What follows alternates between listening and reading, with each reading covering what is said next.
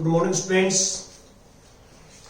आज हम 9th class में हिंदी मीडियम का जो लेक्चर है वो स्टार्ट करते हैं। टॉपिक हमारा है शेषफल प्रमेय। हम शेषफल प्रमेय के बारे में जो है पढ़ेंगे। तो पहले हम कुछ आपसे डिस्कस करते हैं यहां तक पहुंचने के लिए। जैसे फॉर एग्जांपल्स, मेरे को दो नंबर्स गिवन है 17 और 6। भी मैं 17 को 6 से डिवाइड करता हूं तो क्या रिजल्ट आता है? 17 डिवाइड बाय 6, 6 3 जा 18 हो जाएगा। तो 6 2 जा 12 माइनस 5। तो आपको ये पता है कि जो ये अंदर लिखते हैं हम अंदर 17, ये भाज्य होता है। भाज्य ये बाहर वाला भाजक, ये भागफल और ये शेषफल। मैं लिख भी देता हूं कि जो हम अंदर लिखते हैं वो तब भाज्य, भाज्य भाजक, भाजक जो यहां तक भागफल, भागफल और यहां आता है शेषफल।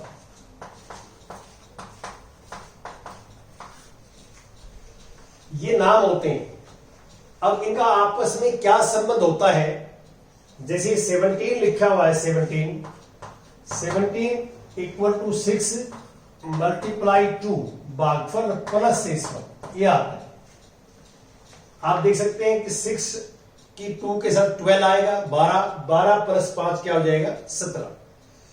तो ये इन चारों में रिलेशन होता है 17, 6, 2 और 5 में, कि जो अंदर लिखा नंबर होता है, अंदर लिखते हैं जिसको भाज्य बोलते हैं हम। तो भाज्य इक्वल टू भाजक मल्टीप्लाई भागफल प्लस शेषफल। फॉर्मूला ये बनता है भाज्य, भाज्य इक्वल टू भाजक गुणा में भागफल और इसके आगे प्लस शेषफल आ जाएगा, प्लस शेषफल, शेषफल। भाज्य इक्वल टू भाजक गुणा में भागफल प्लस शेषफल, ये आपके पास आ जाएगा। इसको जो है आपने याद करना है।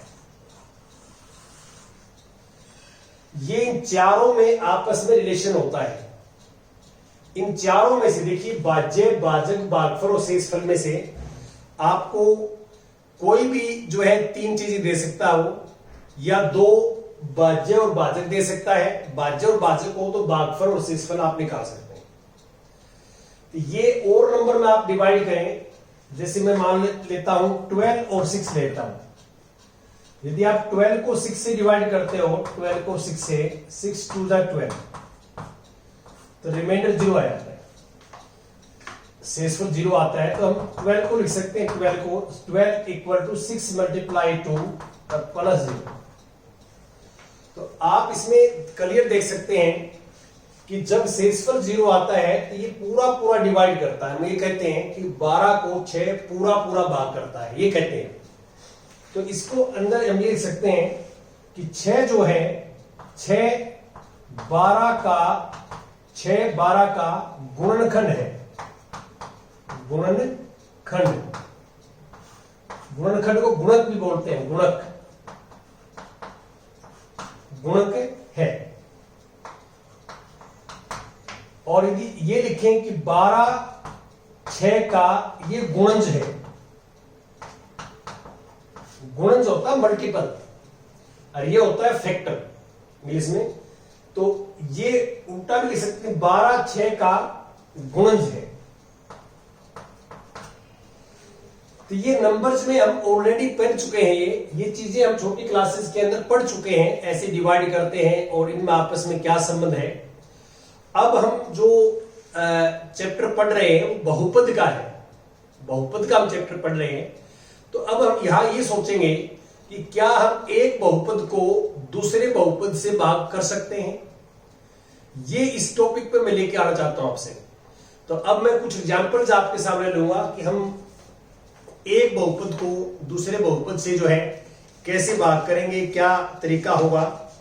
और जैसे एग्जांपल नंबर 6 में एक बार लेता हूं एग्जाम्पल नंबर 6, यहां देखिए एग्जाम्पल 6, px को gx से भाग दीजिए। px ये है हमारे पास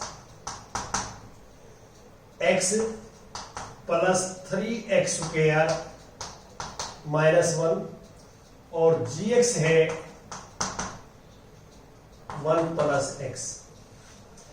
तो हमने px को gx से भाग देना है, px को gx से भाग देना है, लिखा हुआ है, आप स्क्रीन पर पढ़ सकते हैं। तो बच्चे को बिल्कुल क्लियर होना चाहिए कि जब भी हम भाग देते हैं एक बहुपद को दूसरे बहुपद से, तो बहुपद को जो चर है उसकी पावर जो है आरोही क्रम में लिखेंगे, चर की पावर को आरोही क्रम में, डिसेंडिंग ऑर्डर में, उतरते क्रम में। तो पहले 2 पावर वाले आएंगे पद, फिर 1 पावर वाला आएगा और लास्ट में 0 पावर वाला आएगा। यहां भी पहले 1 पावर वाला है और फिर 0 पावर वाला है।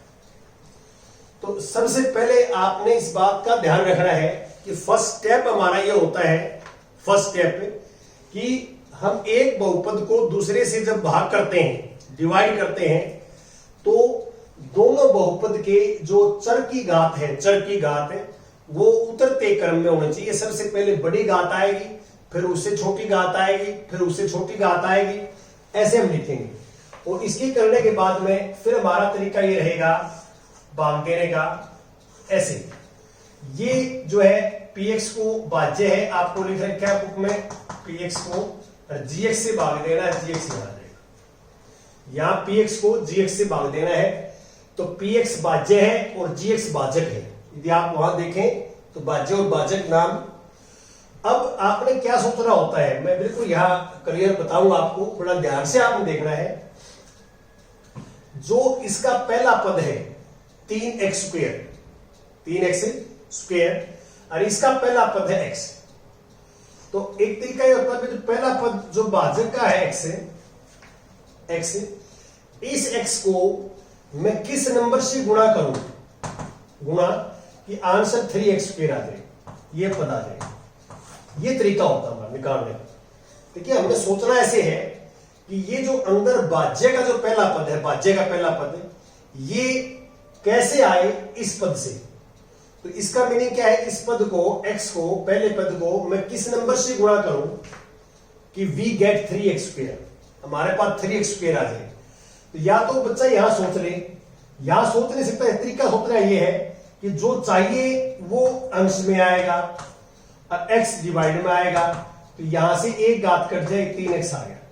देखो 3 तो सेम आएगा, यहां x की घात 2 है, यहां x की घात 1 है। तो आपको मैंने फर्स्ट चैप्टर में सिखाया है कि घात बराबर होते, नीचे वाली घात जाके ऊपर माइनस हो जाती है। तो एक घात कम होगी, 2 माइनस 1 1 हो जाएगी, 1 लिखते नहीं है। ये 3x हो गया। या तो आप भाग से सोच लेना या गुणा से सोच लेना, जैसे भी आप सोच सकते हैं, ऐसे सोचना आपने।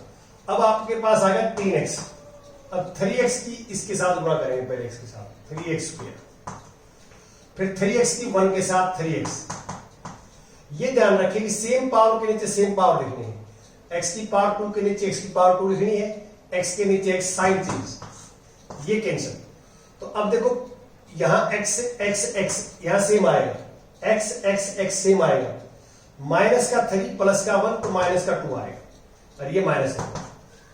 देखो ऐड या सब्ट्रैक्ट जो होते हैं वो कोफिशिएंट होते हैं, गुणांक होते हैं। यहाँ पे x तो सेम आएगा, x का कुछ नहीं करना आपने। x का यहाँ गुणांक है 3 और यहाँ x का गुणांक है 1। तो 3 माइनस के है, 1 प्लस का है, तो माइनस के 2 यहाँ आएगा, और माइनस 1 के ऊपर से उतार लिया हमने। अब फिर वही चीज, इस x को हम किससे गुणा करें कि ये आ जाए, तो जो चाहिए वो ऊपर लिख लेंगे, ये हमें लेके आना है। और इस नंबर से चाहिए तो ये x है, तो x से x करके क्या आ जाएगा, -2। अब मैंने -2 से गुणा करनी पड़ेगी, तो -2 की इसके साथ -2x, और -2 की इसके साथ तो -2, ये आ जाएगा। अब साइन चेंज होंगे हर बार, ही ध्यान रखना। ये फर्स्ट टर्म कटेगी, पहला कटेगा जो है फर्स्ट टर्म कटेगी, हर जो राउंड में फर्स्ट टर्म जरूर कटेगी, पहला पद कटेगा और ये आ जाएगा 1। तो आप क्लियर देख सकते हैं कि मैंने इस बहुपद को इससे भाग दिया, ये भागफल आ गया, और ये हमारे पास क्या आ गया, शेषफल आ गया। तो इसको आप जो है ये जो वेरिफिकेशन भी कर सकते हैं, करना चाहे तो यहाँ पे वेरिफिकेशन, तो वेरिफिकेशन यदि करना हो तो आप कर सकते हैं कि आपने ठीक निकाला है या नहीं निकाला। कैसे, तो आपने वेरीफाई जो है उसको ऐसे कर सकते हैं, वेरीफाई का मतलब क्या है कि हम जो है ये जांच कर रहे हैं इसमें कि जो हमने भागफल और शेषफल निकाला है ये सही है या गलत है, ये वेरीफाई कर रहे हैं। तो अब ये फॉर्मूला मैं लिख रहा हूं, आप ध्यान से देखें कि भाज्य हमारे पास है 3x square, 3x square plus x minus है, ये भाज्य है। भाज्य बराबर है भाजक है x प्लस 1 और ये भागफल है 3x माइनस 2 गुणा में प्लस 6 का। अब आप क्या करोगे, ध्यान दें, इन दोनों में गुणा करेंगे, जैसे आप 8th क्लास में गुणा करते थे, मल्टीप्लाई। पहले x की इन दोनों के साथ होगी, पहले x की इसके साथ होगी तो 3x स्क्वायर, x गुणा में x स्क्वायर होता है, आपको पता है, इसके साथ माइनस 2x, फिर 1 की इन दोनों के साथ 3x और 1 के साथ माइनस 2 प्लस 1। और अब जो सेम पावर है 2 सेम, अब ये x देखिए 3 प्लस का 2 माइनस का, तो प्लस का x आ जाएगा और ये माइनस में आ जाएगा। तो आप देख सकते दोनों साइड इक्वल आ गई, दोनों साइड बराबर आ गई। तो इसका मीनिंग क्या है कि ये हमारा भागफल और ये शेषफल सही है। हमने इस फार्मूले को वेरीफाई कर दिया, इस फार्मूले की सत्यता की जांच कर दी, ठीक है, दिस इज ट्रू, सत्य है, ये कर दिया। अब जो है मैं क्या चाहता हूं कि इसको देखिए ध्यान से, नोट करिए, यहां पे यहां मैं लिखता हूं नोट। तो ये px जो ऊपर देख रहे हैं पॉलिनोमियल्स px, अब इसमें मैंने क्या किया कि मैंने इसको भाजक माना था, ये रेखिक बहुपद है, क्या है ये, रेखिक बहुपद है। और इसका यदि मैं शून्य के निकालूं x प्लस 1 का शून्य के, तो यहां पे ये लिखूंगा कि gx का शून्य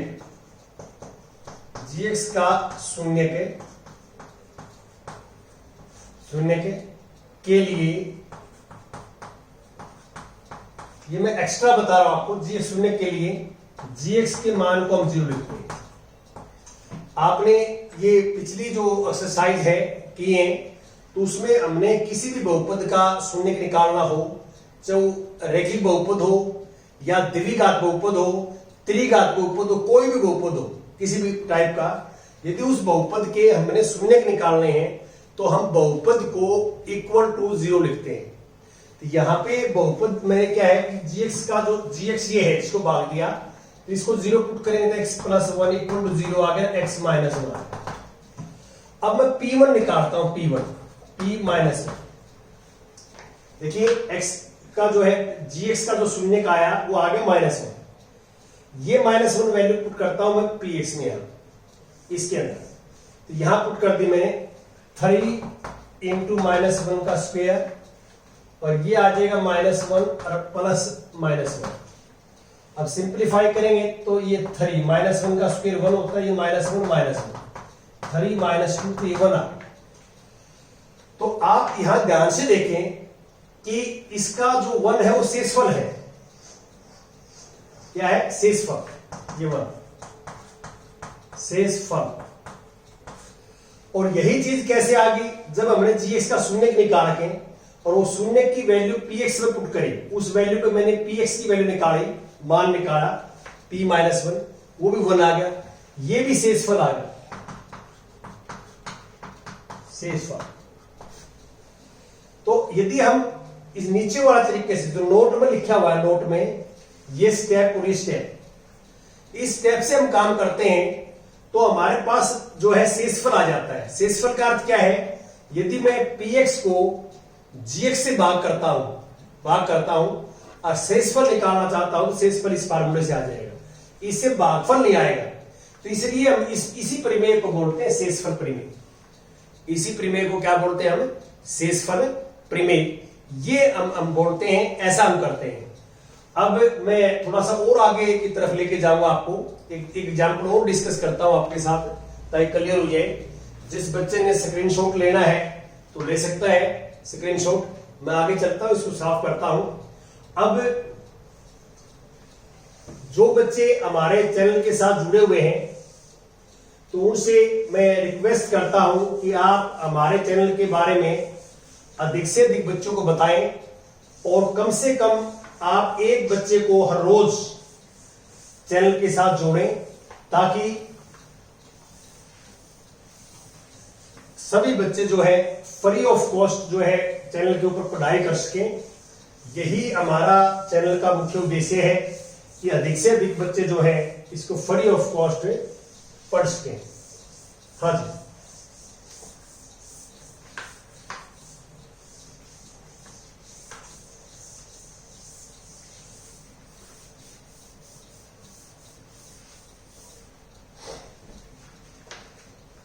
हाँ जी, देखिए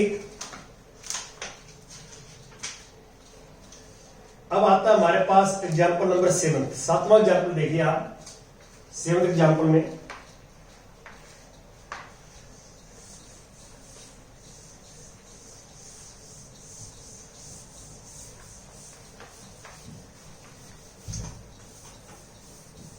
हाँ जी,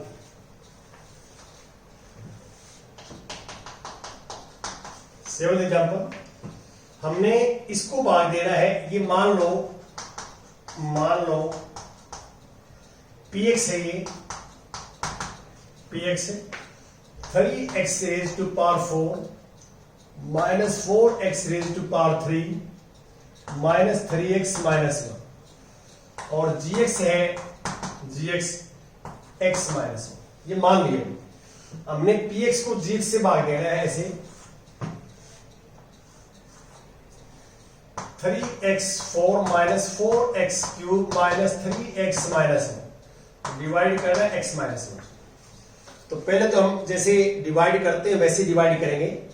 देखिए हम ये चाहते हैं कि इसके नीचे बिल्कुल सेम यही आए, इसके नीचे तो हमें चाहिए 3x रेज टू पावर 4 चाहिए और x से चाहिए फर्स्ट जो हमारा पद ये है x से। तो आप इसको इससे कैंसिल करोगे एक पावर कम हो जाएगी x की 3x की पावर 3। तो हमें यहां 3x की पावर 3 लिखना पड़ेगा। तो 3x की पावर 3 की गुणा x के साथ करोगे 3x रेज टू पावर 4।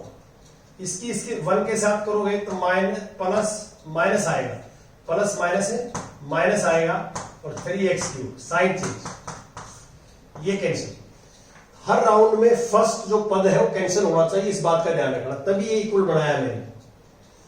अब x क्यूब सेम आएगा, प्लस के 3 माइनस के 4 माइनस का 1 आएगा, माइनस का 1 और माइनस 3x माइनस 1।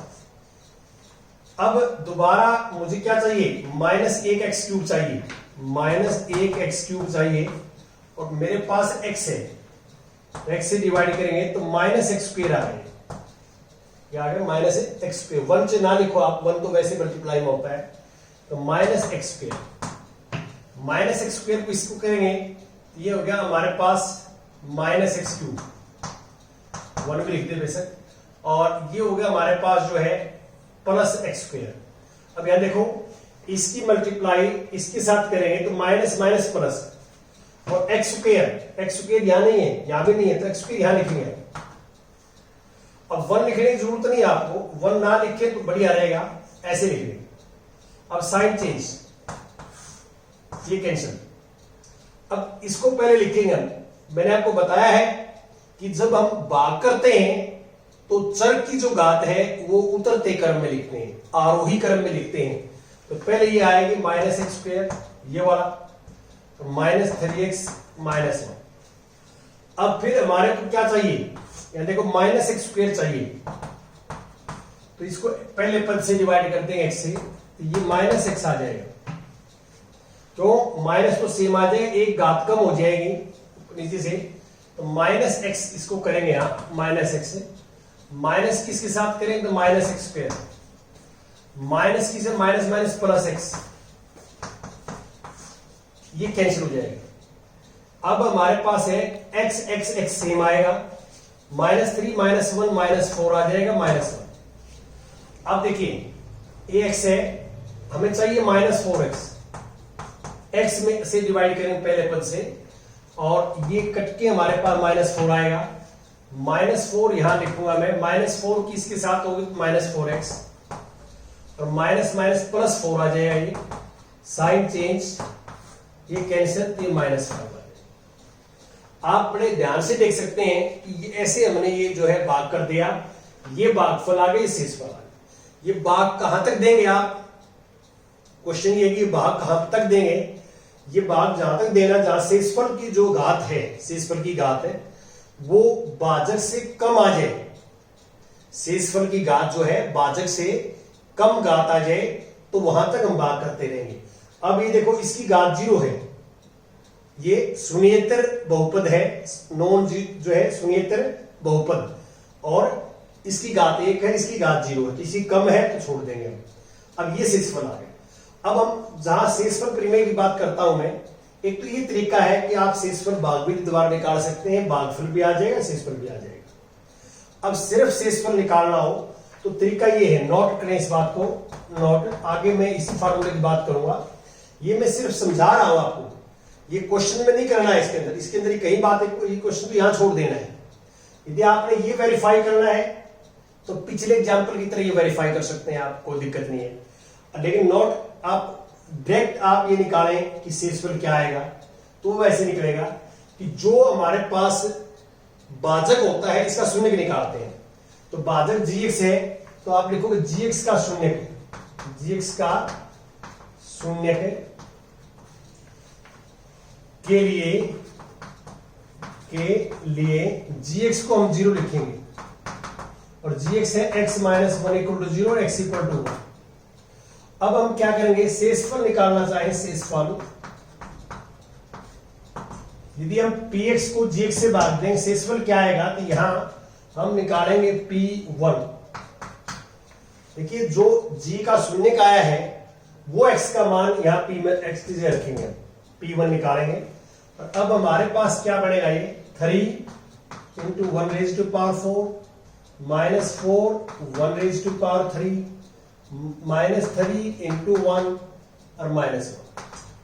आप देख क्या आएगा, ये 3 आ जाएगा, ये -4 आ जाएगा, -3 -1, 3 से 3 कैंसिल, -4 -1 -5, याद ऐसे करेंगे।